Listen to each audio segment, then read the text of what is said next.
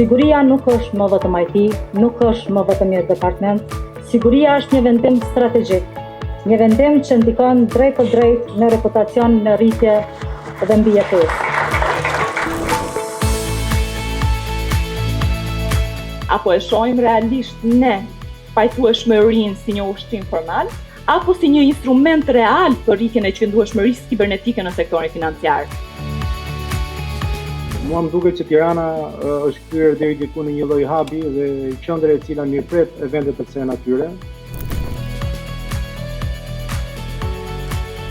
Do të falenderuar organizatorin në ushtrin këtë rast që ka arrit me mbledh industrinë financiare, por edhe partnerët e tjerë. Governance, risk dhe compliance duhet të funksionojnë si një sistem i vetëm dhe jo si 3 shtylla të ndara. Changes are happening as fast as now.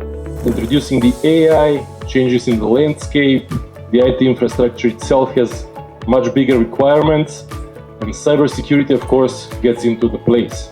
Now we have out-of-the-box AI assistant, which allows you to ask human questions and get answers how to achieve what you want. We are trying to have a complex tool that allows users that don't have as much knowledge as technical people to still use the platform. Our job is to securely connect our system, the banking system especially, as once it is broken, it's very difficult to rebuild.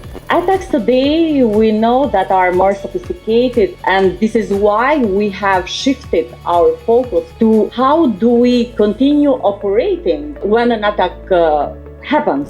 It is very important to also start prioritizing more the third parties and their risk coming from them.